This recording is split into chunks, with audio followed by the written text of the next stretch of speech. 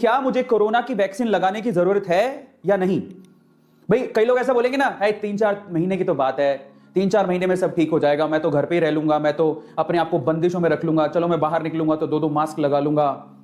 देखो आप ना, एक बात बताता हूं, कोरोना एक पैंडेमिक है, ये कोई एपिडेमिक नहीं है। मतलब एक पर्टिकुलर एरिया में फैलने वाली बीमारी नहीं है, ये पैंडेमिक है और इसके वायरसेस जिंदा रहेंगे आने वाले समय में भी। और इसके लिए हमें वैक्सीन इसलिए लगाने की जरूरत है क्योंकि कोरोना कब आप लोग आलसी हो जाओ।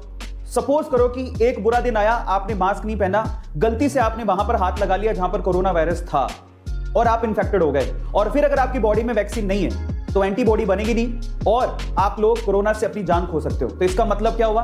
इसका मतलब यह है कि आप सरकार का साथ दीजिए। वैक्सीन एकमात्र तरीका है जिससे आप अपने आप को कोरोना से किसी हद तक बचा सकते हो। वैक्सीन बहुत बड़े पैमाने पर लोगों को लगाई गई है, तब जाके कोरोना कंट्रोल हुआ है।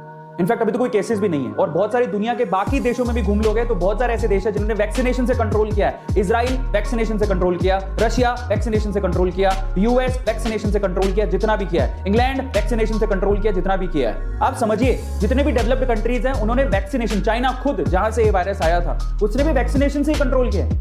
मगर वैक्सीन मतलब यह है कि वैक्सीन लगाओगे तो आपकी बॉडी में एंटीबॉडीज बनेंगी कोरोना वायरस की और फिर आप लोग लंबे समय तक सर्वाइव कर सकते हो, अदरवाइज नहीं।